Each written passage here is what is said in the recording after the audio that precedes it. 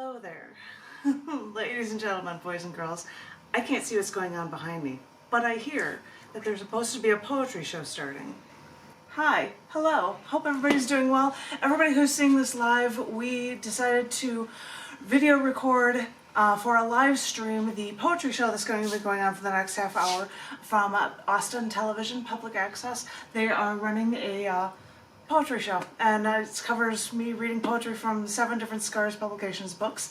And I thought I would think about Nafas. That is a word that represents a show, and it is a word that actually translates to breathe, which I think we all need right about now after this past year and being in COVID times and being sequestered away and everything.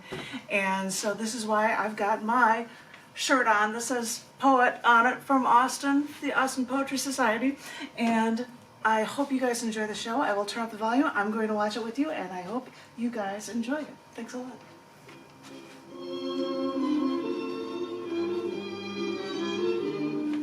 The word for breath and wind is the same word for spirit in many languages. In Persian poetry, this word is nafas.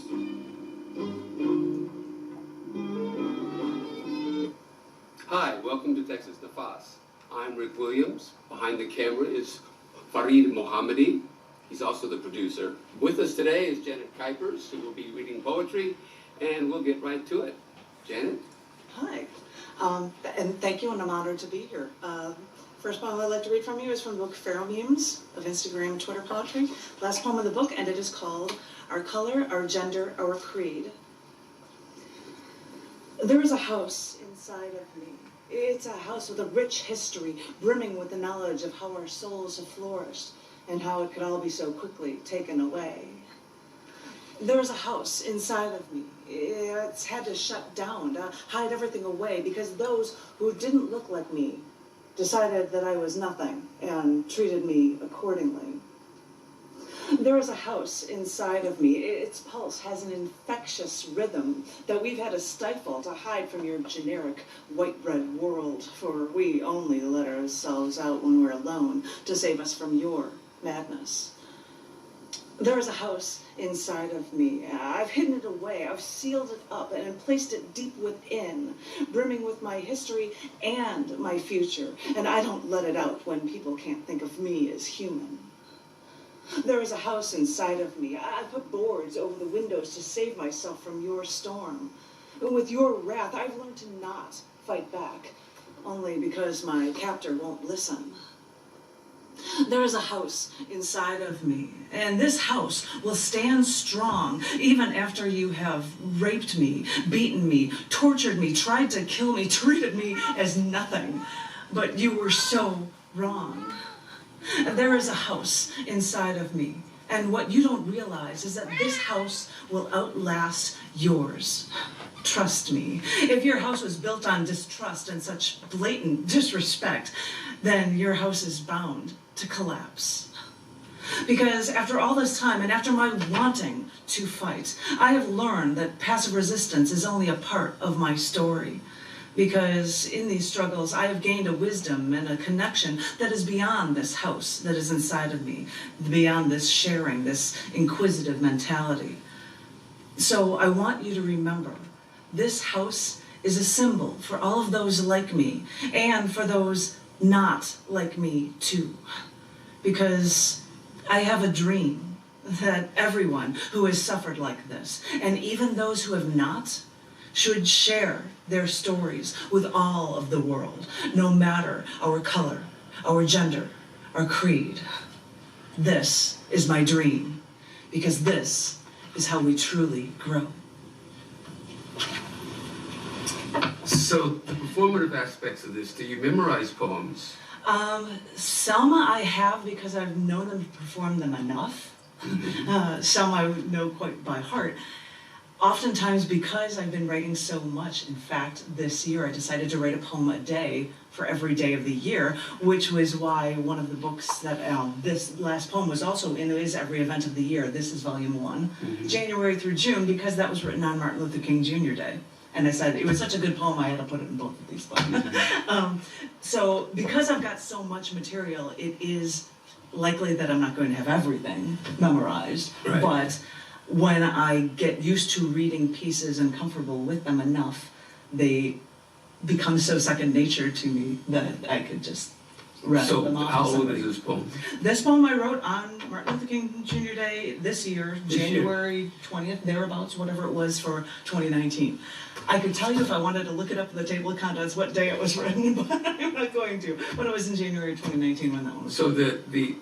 it's obviously a political poem as well as a personal poem. The whole idea of houses and the distance, the house is both safe and also separate from this house and that house and that house. So it's a distancing device even as it brings you closer. It was bringing in the notion of a place where people come together, or something where you keep all your treasured valuables, or a place that you don't feel safe. I've had to board it up and hide it away, or I put boards over it because of your storm. Well, you Yeah, were I a rape, acquaintance workshop facilitator. Yes. And that's one of the lines I threw in there too, because I was just thinking, okay, you've done all of these horrific things to me, us, or a people.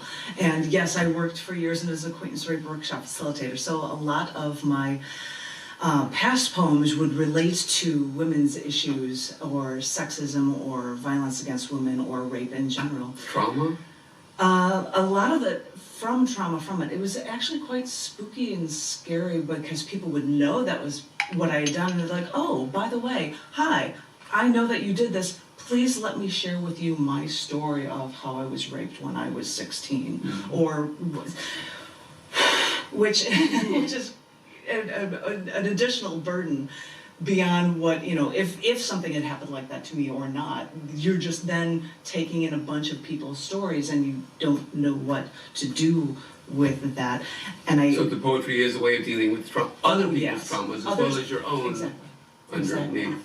I know that you don't know what poems I would like to read, but it's really kind of funny that the next poem I wanted to share was about dealing with the rape issue. It's really funny that just happened to stumble into that one. This is a poem from the first book I had ever published through Scars Publications called Hope Just in the Attic, and the poem is called The Burning.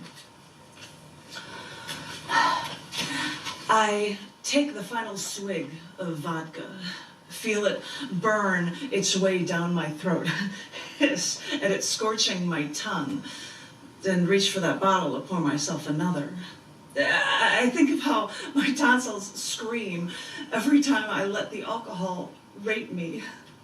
And then I look down at my hands, shaking, holding that glass of poison, and think of how these were the hands that should have pushed you away from me, but didn't. And I keep wondering why I took your hell, I took your poison. I remember how you burned your way through me. You corrupted me from the inside out, and I kept coming back. I let you infect me, and now you burn a hole right through me. I hated it. And now I have to rid myself of you, and my escape is flowing between the ice cubes and the glass nestled in my palm. But I have to drink more. The burning doesn't last as long as you do.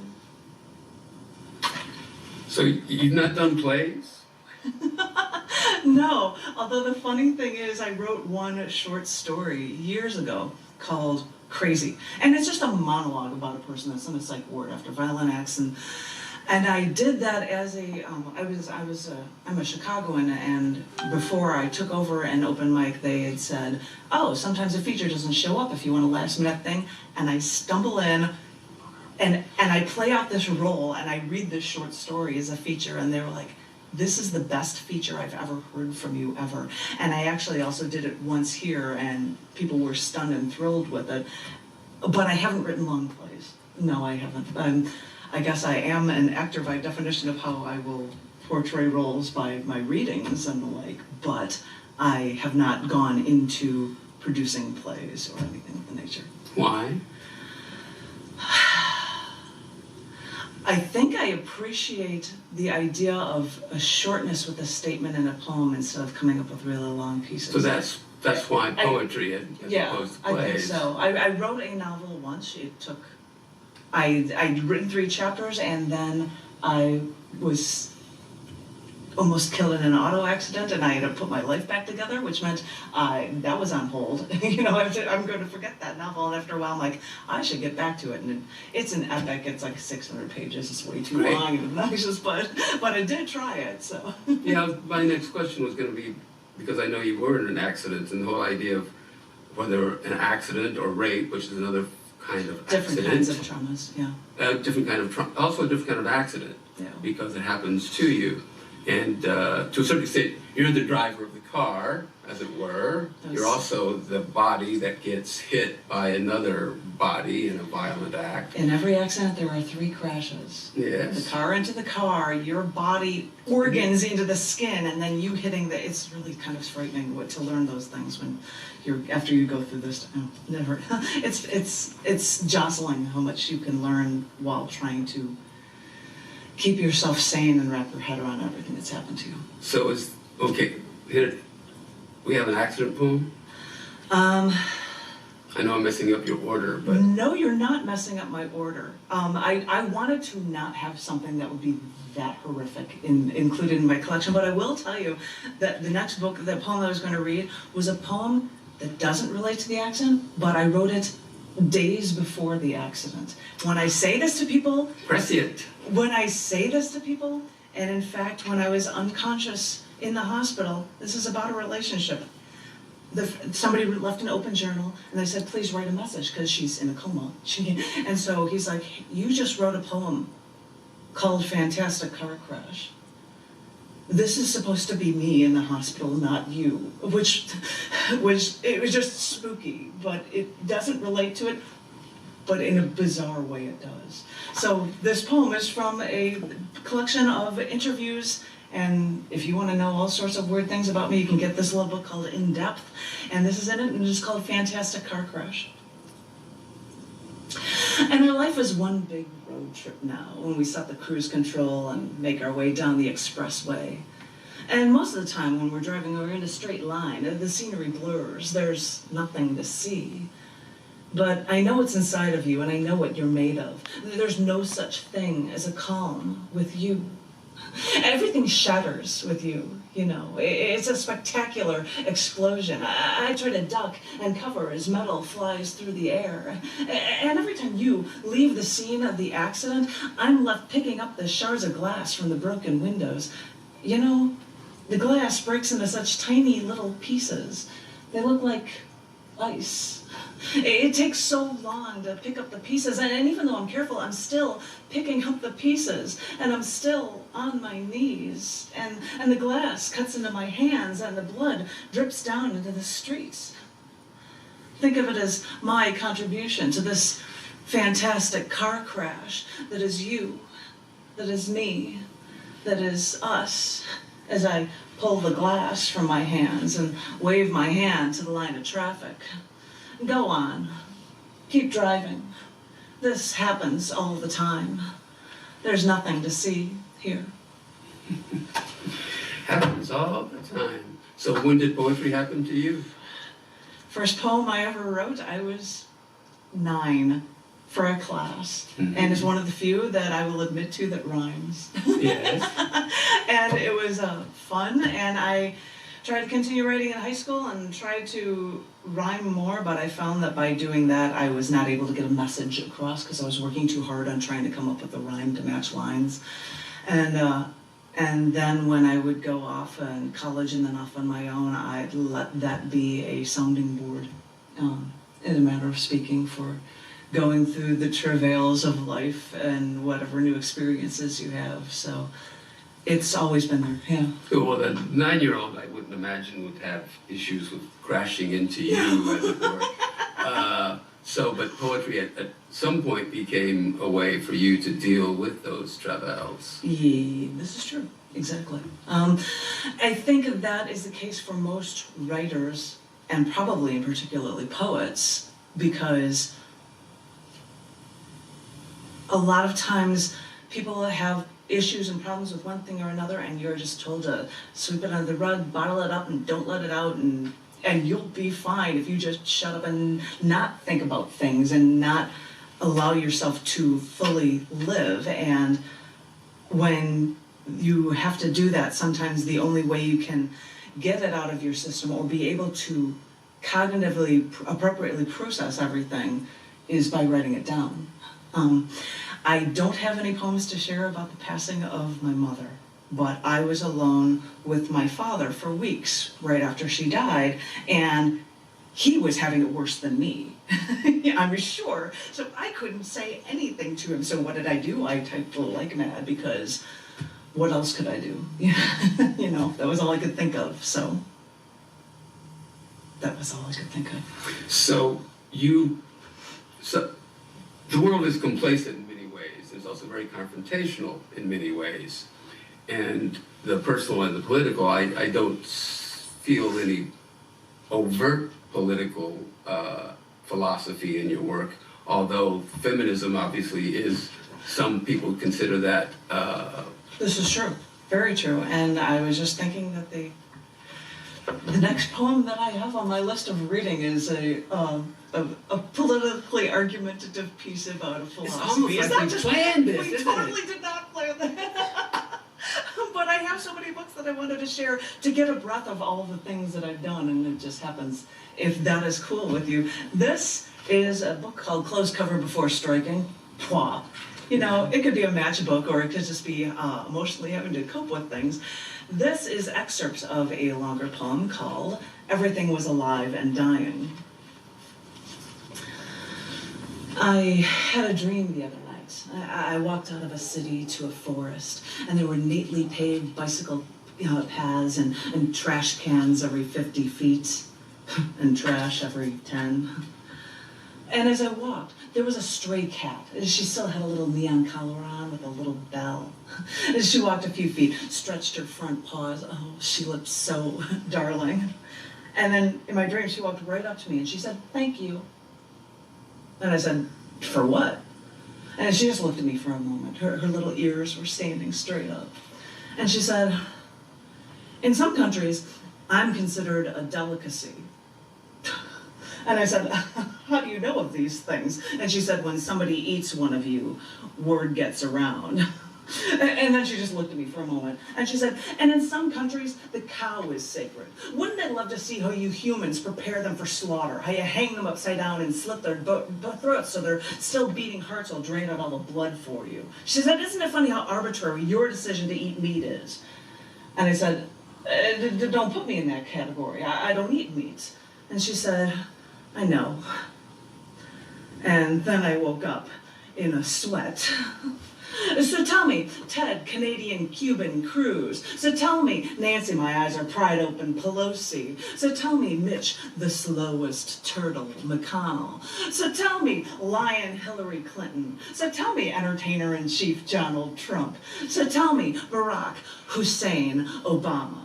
If you woke up from that dream, would you be in a sweat too? And because everything is linked here. We destroy our animals so we can be wasteful and violent. We destroy our planet. We destroy our earth. We even destroy our air. We wreak havoc on the soil, on the atmosphere. We dump our wastes into our lakes. We pump aerosol cans and exhaust fumes. And you think I'm extreme?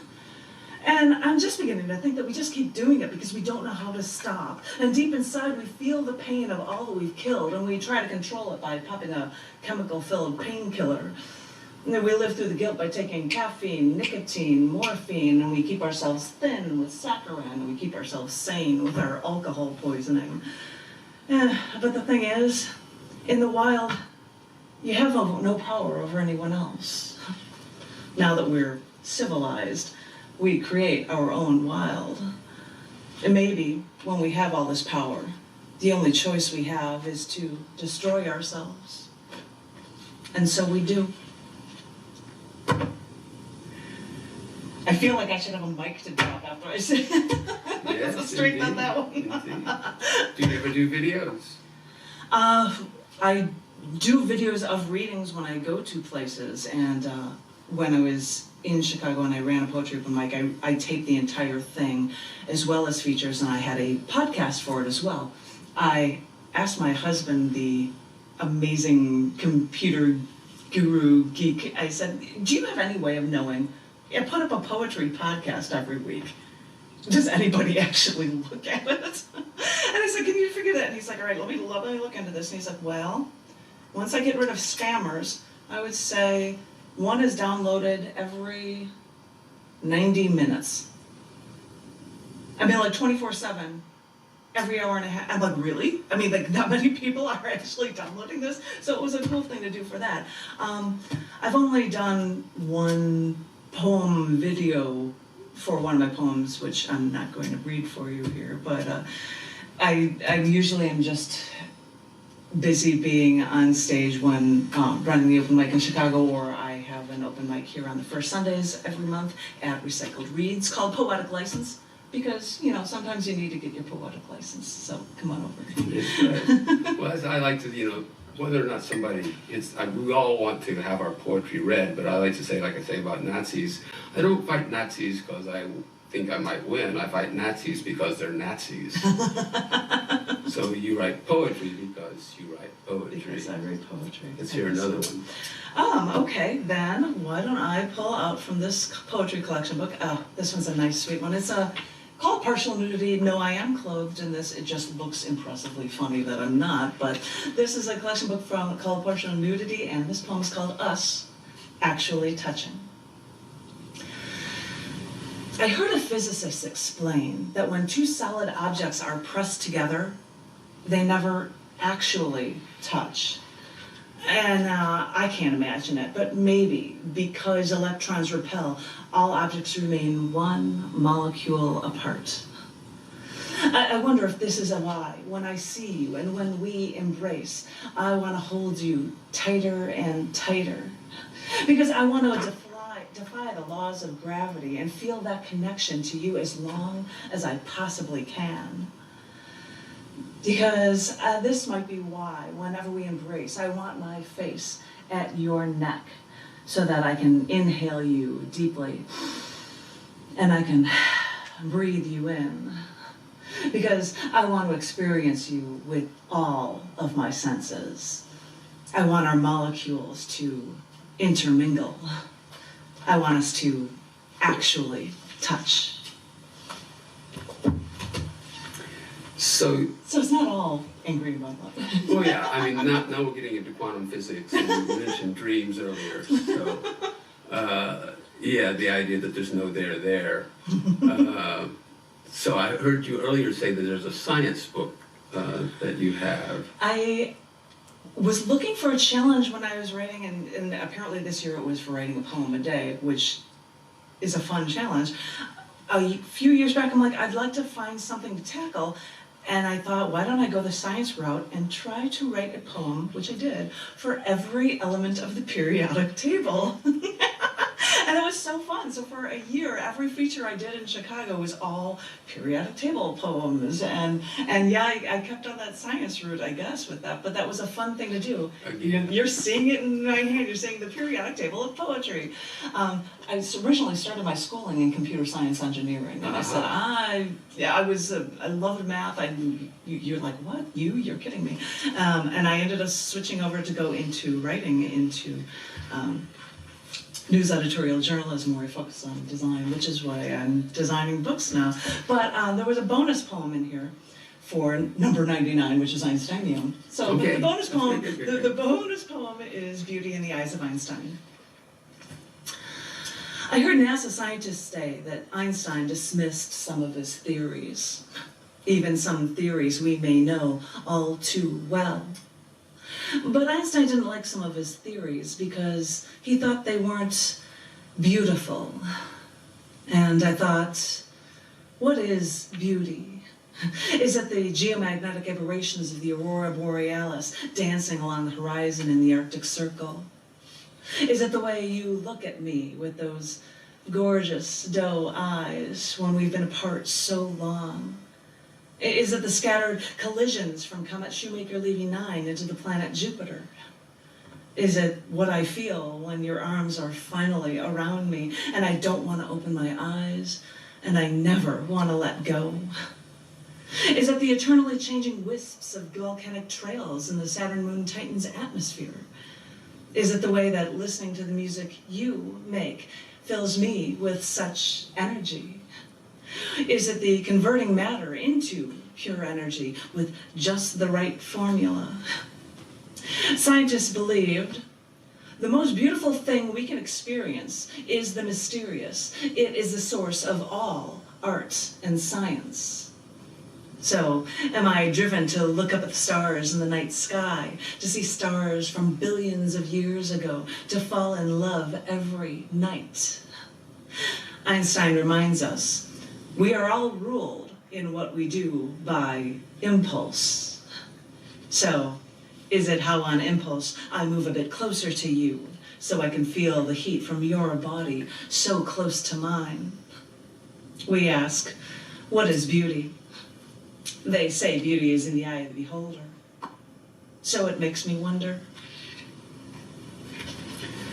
So I listened to something the other day about the hot-cold empathy gap. So our cold logic can make decisions about what we will do in a certain situation.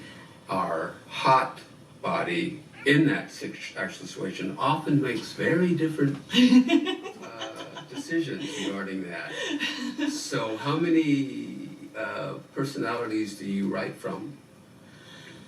Wow.